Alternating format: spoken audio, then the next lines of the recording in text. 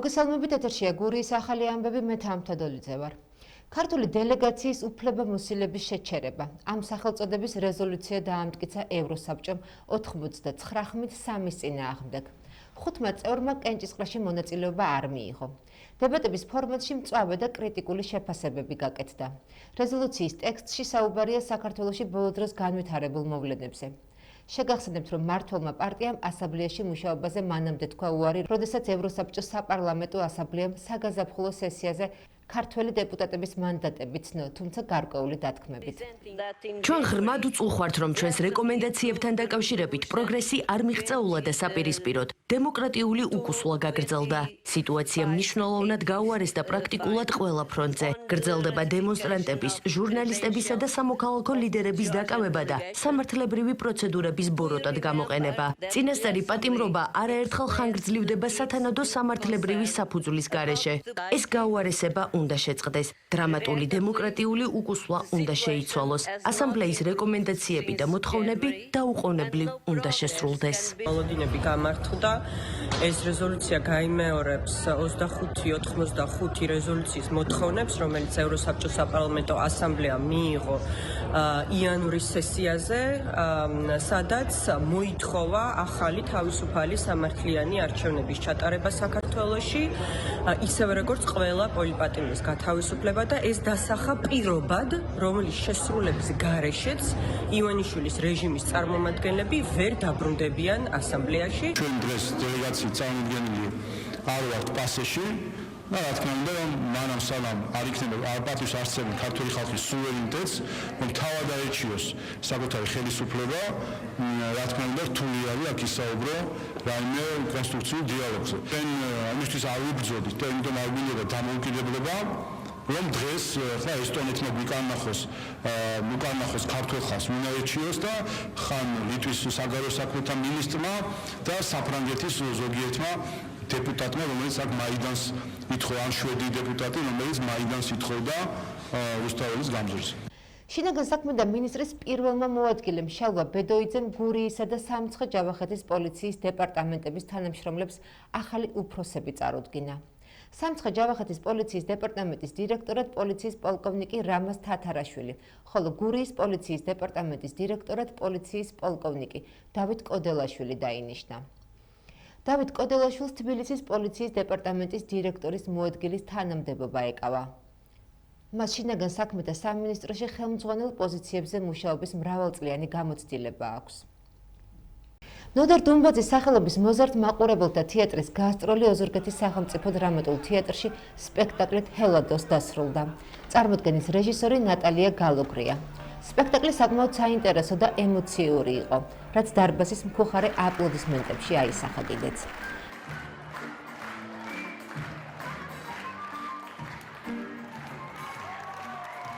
სპექტაკლმა მართლაც ყოველგვარ მელოდიის გადააჭარბა. მე აქ ძალიან ხშირად დავდივარ, ძალიან მიყვარს მსგავს სპექტაკლებზე დასწრება, თუმცა ეს იყო საოცარი.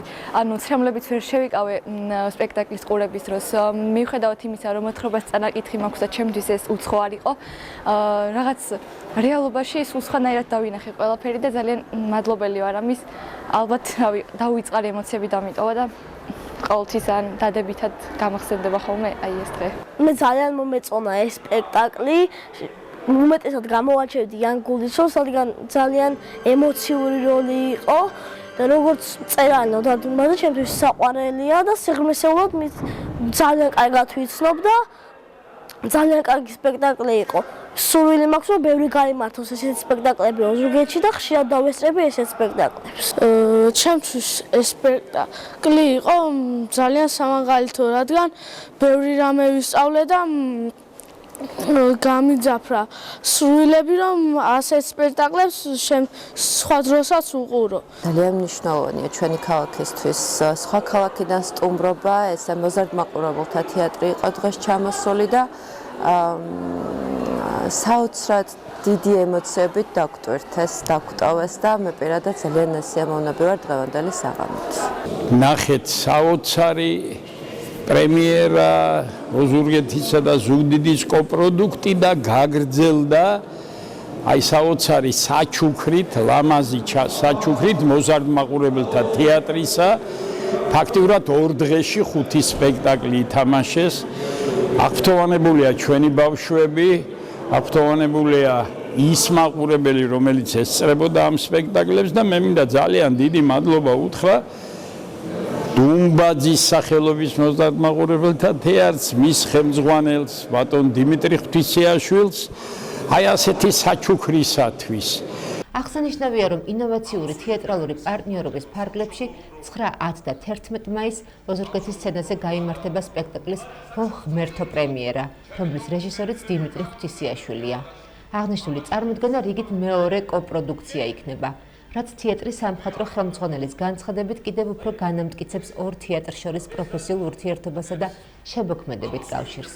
ჩვენმა თეატრმა და ბატონმა ვასომ გადავწყვიტეთ, რომ შევქმნათ ერთობლივი პროექტი, სადაც იქნება სადადგმო ჯგუფშიც ნაწილი ოზურგეთის თეატრიდან, ნაწილი ჩვენი თეატრიდან, ასევე ერთი მსახიობი იქნება ჩვენგან, ერთი მსახიობი იქნება ოზურგეთის თეატრიდან.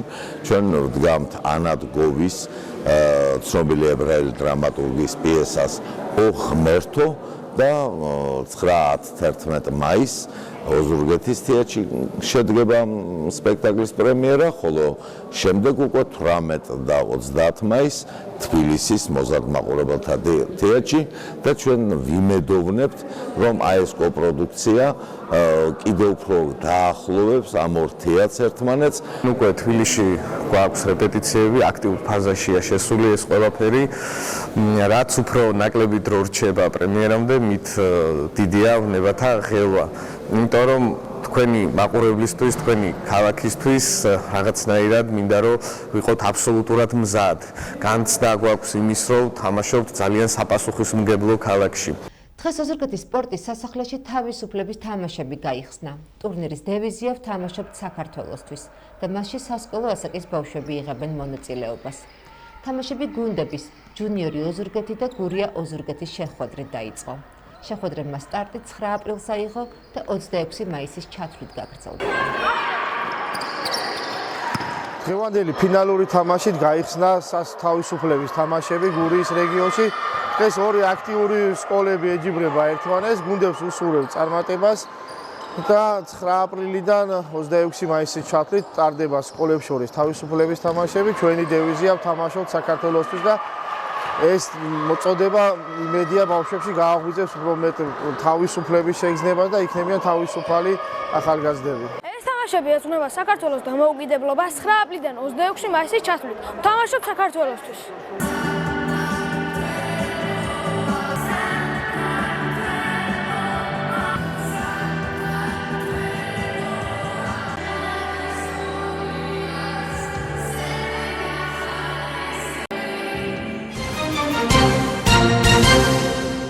ვაგრძელებთ გადაცემას და ამჯერად ჩვენი სტუდიის სტუმარი გახლავთ ოთარ რევიშვილი, სამოქალაქო აქტივისტი და სამოქალაქო მოძრაობა თავისუფლებისთვის წევრი. ოთარ, მოგესალმები, მადლობა რომ დღეს ჩვენთან ერთად ხარ. მადლობა, დაბადების. ბოლო დღეების ერთ-ერთი აქტუალური თემა არის ახალი კანონები და ცვლილებები უკვე მოქმედ კანონში. მაგალითად, გრანტების შესახებ კანონში შევიდა ცვლილება უცხოური დაფინანსების მიღების შესახებ. რომ ვთქვათ, რეალურად რას ნიშნავს ეს? არის თუ არა საშიშროება იმის, რომ არასამთავრობო ორგანიზაციების უმრავლესობა დარჩეს დაფინანსების გარეშე და საერთოდ როგორ შეაფასებდი კონკრეტულად ამ შემთხვევაში გრანტების შესახებ კანონში აი ამ დამატებას? რეალურად კიდევ ერთხელ მადლობა მოწვევისთვის, მივესალმებ მაყურებელს.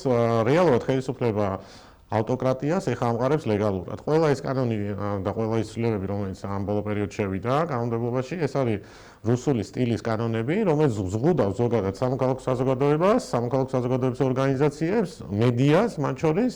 ანუ ხელისუფლება ცდილობს, რომ ალტერნატიული აზრი ჩაახშოს, რეალურად მოასუფთავოს ველი, რომ თავისი მე რაღაც პროპაგანდისტული ნარატივით მართოს ეს ქვეყანა და ეს ქვეყანა უკვე არის დიქტატურა, იმიტომ ისეთი კანონმდებლობა არის სამწუხაროდ ამ ქვეყანაში რეალურად დამყარდა ეს ავტოკრატია, თუმცა მოქალაქეები და სამოქალაქო სექტორი ძლიერია ჯერ კიდევ საქართველოში და იბრძვის ამის წინააღმდეგ და ეს ძალიან მნიშვნელოვანი ბრძოლა არის, თუმცა აი ხელისუფლება ცდილობს, რომ აი ყველა რაღაცა მიმართულებით რამენაირად ეს განსხვავებული აზრი მოკლას, ეს კანონიც ეხლა ყველაფერი კი ვიცითო, მაგრამ მაინცო დამატებით რაღაცა შემოგვაქვს. რეალურად ეხლა რომ მივყვეთ ამ კანონმდებლობას, რომ შევყვეთ, ხო ეს რას ნიშნავს, რომ ესე იგი ის ორგანიზაციები, რომლებიც რეალურად არ ემორჩილება და არ არიან ეგრეთ წოდებული გონგოები და არ ემორჩილება ხელისუფლებას, ყველა იმ ორგანიზაციას ფაქტობრივად დაფინანსება შეუწყდება.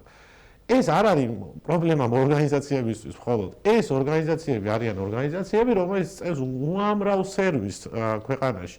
ანუ რეალურად ხალხის დახმარებას კვეცავენ ეს ადამიანები. მაყურებელმა კარგად რომ გაიგოს, აი თუნდაც სფეროები რომ ჩამოთვალოთ, რა მიმართულებით რაღაცა სერვისებიან მხარდაჭერა შეუწყდეს. კი ბატონო, აი არ ვიცი, უამრავი სერვისია შეზღუდული შესაძლებლობის მქონე პირებისთვის, მოხუცი ადამიანებისთვის, უფასო იურისტის, ადვოკატის მომსახურება, რომელსაც სხვადასხვა ორგანიზაცია ეწევა, რა ქვია, სოფლის მეურნეობაში დაფინანსებები, რომელსაც მაგალითად ჩემი ორგანიზაცია ეწევა.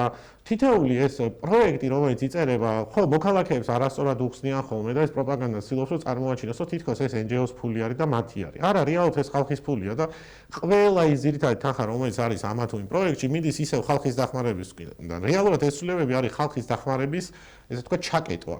ანუ ხალხი საწინააღმდეგოდ იღებს ამ ყველაფერს. ხო, სამოქალაქო საზოგადოებას, როცა ვამბობთ, ეს არის ხალხი, ამ ქვეყნის მოქალაქეები. ყველა ეს კანონი, ანუ ავტოკრატია ესე მუშაობს, ანუ ყველა ეს კანონი, რომელსაც იღებს, რომ ლეგალური გახადოს შემდეგ თავის დიქტატურა, არის მიმართული ხალხის წინააღმდეგ. და ეს საბოლოო ჯამში თითოეულ ადამიანზე აისახება. აი მაგალითად, კარგი მაგალითი არის, რომ რა ხდება დღეს ქვეყანაში, რეალური პრობლემიდან ხელისუფლებას გადააქვს ისრები სხვაგან. აი მაგალითად, დამოუკიდებლობის გამოცხადების შემდეგ დღეს წელს არის წელი, როცა აი ამ წლების განმავლობაში ყველაზე დაბალი შობადობა არის. ამაზე კი არაფერს არ ამბობენ. ანუ რეალურად ბერდება ერი. რეალურად ხალხი გარბის ამ ქვეყნიდან. ბავშვები აღარ იბადებიან, იმიტომ რომ სოციალური გაჭირვებაა და იმიტომ რომ მიგრაცია არის. ანუ მაგალითად ზუსტად ამ პროგრამები, რომელიც არსებობდა, ამ ხალხს უწყობდა ხელს, რომ აი აქ დამაგრებულიყვნენ და აქ გაჩერებულიყვნენ, მაგრამ რეალურად ისე აწყობს ხელისუფლება ყველაფერს, რომ გააქციოს ყველა აქტიური ადამიანი ქვეყნიდან და თვითონ იყოს მერე და მართოს იგივე აი ამ დოვლათით კიდევ უფრო გამდიდრდეს. ეხლა როგორ წარმოგიდგენიათ თქვენ, რომ ორგანიზაცია, რომელიც იკვლევს კორუფციას, ამას რა თქმა უნდა არ აუნთებს ხომ მწვანე შუქს ეხლა ხელისუფლება და ანუ რომ დავასუსტოთ იმათვის, ვინც არ იცის მაყურებელმა, ანუ უცხოური დაფინანსების მიღების შესაძლებლობის შემთხვევაში ორგანიზაციას დასჭირდება მთავრობის უფლებამოსილი პირის ანუ დონორმა ორგანიზაციამ უნდა მიწეროს, კი, დონორმა ორგანიზაციამ უნდა მიწეროს ამ კანონ პროექტით ხელისუფლებას და ხელისუფლება უნდა მისცეს დასტური, რომ გაიცეს თუ არა ესა თუ ის გრანტი და ეხლა როგორ წარმოგიდგენიათ? ხო, რა თქმა უნდა, ეხლა თავის კორუფციული საქმიანობის შესასწავლად გრანტს ხო არ გასცემს. რეალურად მათ უკვე აქვთ პოლიტიკური ხაზი აქვთ ესეთი გამოცხადებული, რომ რაღაცა თავისი თითქოს და რაღაცა სახელმწიფო დაფინანსების რაღაცა ყულაბას ქმნიან, საიდანაც დააფინანსებენ მათთან ლოიალურად განწყობილ ეგრეთ წოდებულ გონგოებს.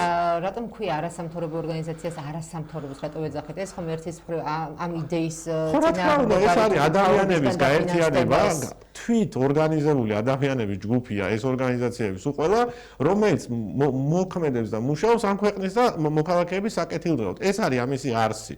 და ის ორგანიზაციები, რომლებიცთვისაც ხელისუფლება აპირებს რაღაც თავისი ყულაბიდან რაღაცების გაცემა, ის იქნება ორგანიზაციები, რომელსაც აიფარებს უბრალოდ მათი დაფუძნებული, მათი დიქტატის ქვეშ იქნებიან და ისინი არ იქნებიან რეალურად სამოქალაქო საზოგადოება, ის იქნება ტყუილი და ფარსი. და რეალურ სამოქალაქო საზოგადოების ორგანიზაციას და რეალურად სამოქალაქო საზოგადოებას აი ამ მეთოდებით ეს სამივე კანონი დღეს მოქმედებაშია, ხო? რუსული კანონი 1, რუსული კანონი 2, აი ახლა ეს გრანტების შესახებ კანონის ცვლილება, ანუ ამით ვერ მოგიდგება, იმით მოგიდგება. იმით თუ არა ამით, ანუ ყველანაირად ცდილობენ, რომ რამენაირად ეს შეზღუდონ, ანუ ალტერნატივა არ უნდათ რა, რომ გამოჩნდეს, ანუ რეალური სიმართლეს მალავე, ხო, პროპაგანდა ხო ვერ იმუშავებს, სადაც რეალური სახე ჩანს რაღაცეების და როცა კორუფციაზეა ლაპარაკი, ეხა ადამიანი რო დაფიქრდება, რეალურად ეს მიშვებული რო არის ეს პროპაგანდა და საერთოდ სხვა რაღაცეებზე აფიქრებენ, ხო? და ეხა რეალურად რო წარმოიდგინეთ, რომ ძლიერი მეორე მხარე ასე თუ ისე ჯერჯერობით სანამ ვარ თქვენს, ჩვენს, რავი, სხვა ჯგუფები, ხო? ანუ ადამიანი რო დაფიქრდება, რომ კაცო, რაც დამოუკიდება მოვიპოვეთ, იმის მერე ყველაზე დაბალი შობადობა რატო არის დღეს თუ ყველაფერი კარგათაა, რაც იმედია ჩვენებს და პოზიტივი, ხო? თუ კორუფცია არა, რატო არ ვითარდება ქვეყანა? რატო არ იზრდება შემოსავალი ჩემ ჯიბეში? რატომ არ არის ჩემს მაცივარში საჭმელი? ამ კითხვების დასმას იწყებს, გესმით და ამის ეს არ უნდა, იმიტომ რომ ეშინია მერე მშიერი მოქალაქეების, რომელსაც ვერ აკონტროლებს. ამით ცდილობს, რომ რაღაცნაირად ეს აქტიური ნაწილი საზოგადოების გააჩუბოს და შემდეგ არააქტიური ნაწილი კიდე წამლოს დიდი ხანი ამ პროპაგანდა. თუმცა საბედნიეროდ ძალიან კიდევ ერთხელ ვიმეორებ, ძალიან მაგარი სამოქალაქო საზოგადოება ყავს საქართველოში და ეს ჩანს ამ უწყვეტი პროტესტებით თბილისში, ბათუმში, ზუგდიდში და ასე შემდეგ. კი ბატონო. შალვა პაპუაშვილი, აი ამ თქვენი პოზიციის საპასუხოდ ამბობს განაცხადა სულ ახლახანს, რომ ჩვენ არ ვართ გრანტების წინააღმდეგი, ჩვენ ვართ სიძულვილის წინააღმდეგი. ანუ ისინი თქვენ გადანაშაულებენ ზოგადად სამოქალაქო სექტორს სიძულვილის გაღვივებაში, დესტრუქციაში და ასე შემდეგ. ამაზე რას უპასუხობთ? კი, სიძულვილს ეგენი ეძახიან, როცა უმტკიცებთ ჩვენი მეგობრები, როცა ამტკიცებენ, რომ ისინი კორუფციულ გარიგებებში არიან. ისინი სიძულვილს ეძახიან იმას, რომ აი რუსულ ორბიტაზე რო გადაყავთ ქვეყანა და ამას ჩვენ ღიად ვამბობ და არ ვალავთ, ამას სიძულვილს ეძახიან და ჩვენ ამას სიმართლეს ვეძახით, იმიტომ რომ ეს სიმართლეა. აქ ერთია სიმართლე, ხო აქ რო განსხვავებული პოზიციები ხო არ არის? ხო გუშინ მაგალითად თუ შეხედავდით მათი განცხადებები 9 აპრილთან დაკავშირებით, რუსეთი ვერ ახსენეს, საბჭოთა კავშირი ვერ ახსენეს, ხო?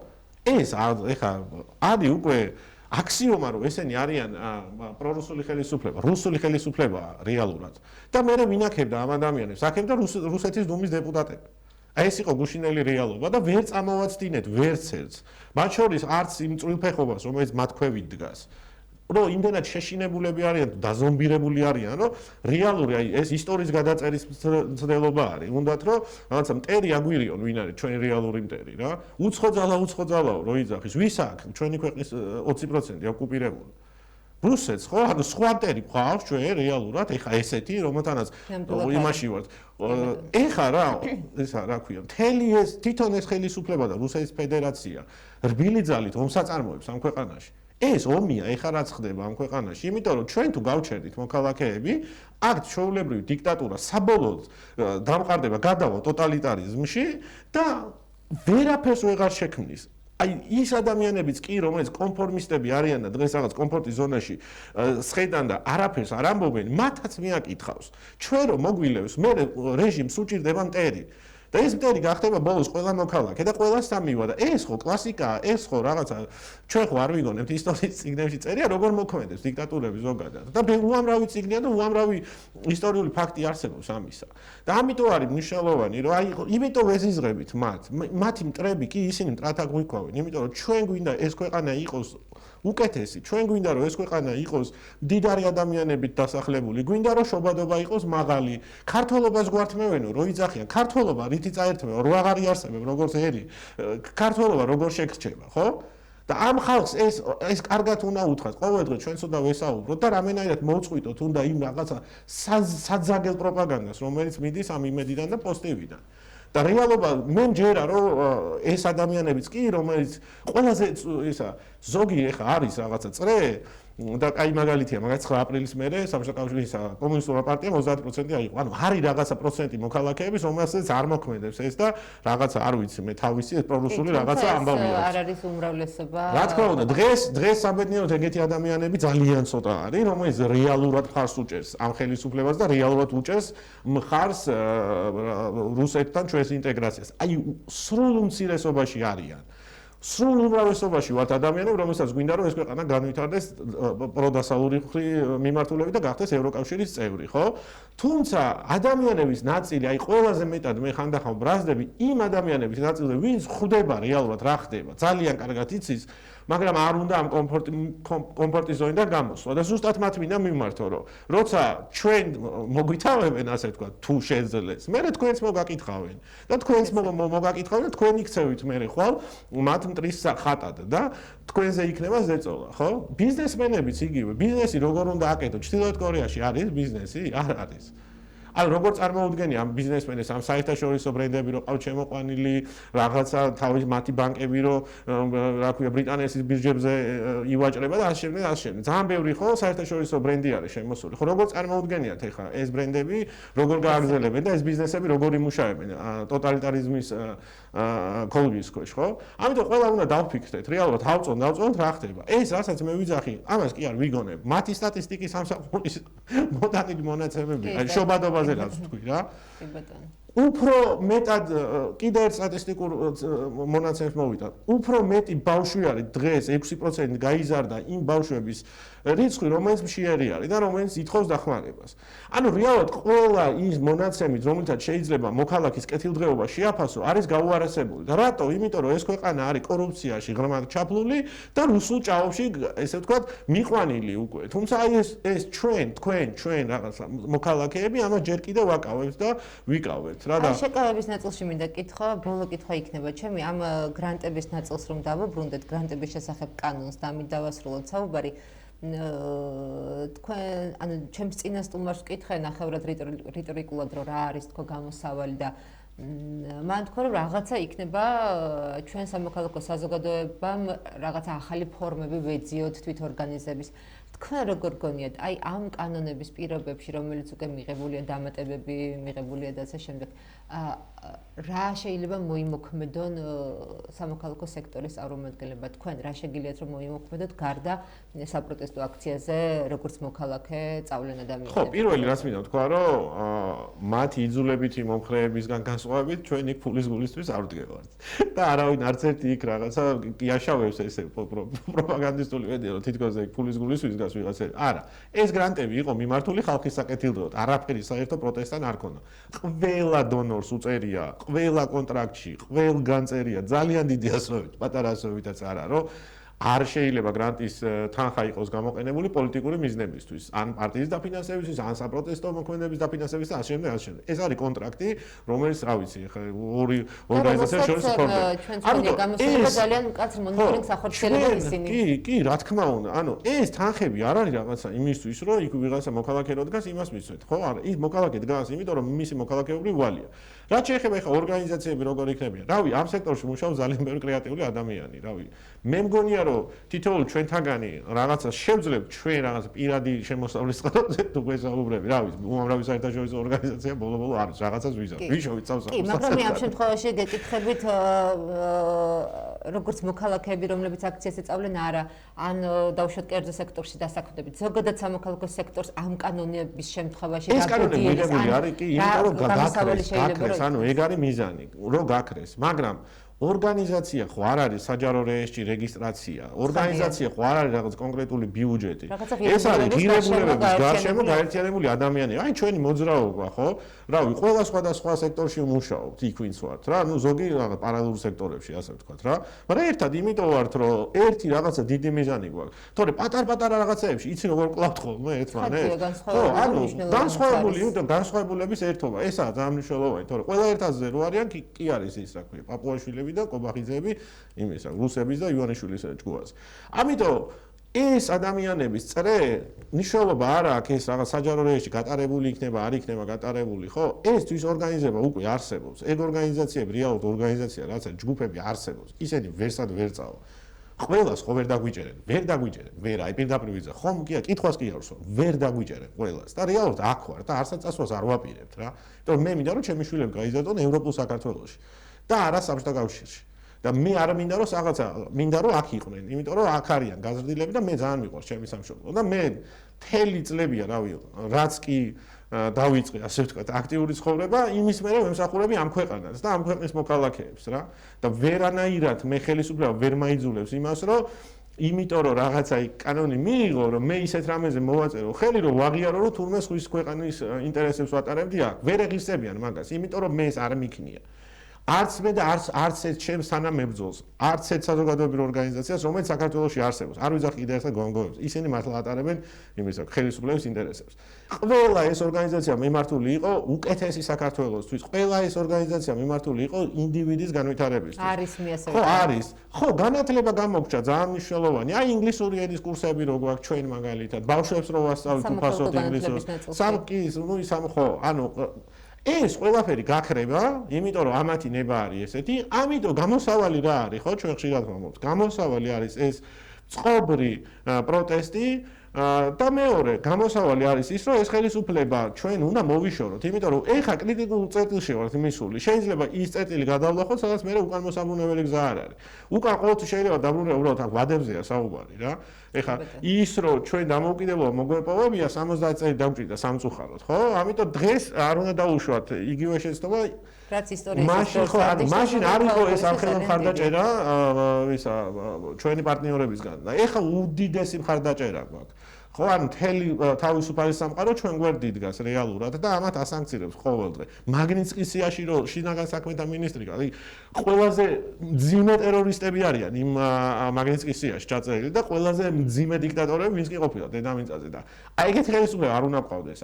არ იმსახურებს ამას ქართველი ერი. ამიტომაც უნდა გაუშვათ. გაუშვათ, ოღონდ არაძალადობრივად კიდევ ერთხელ ხაზს უსვამ.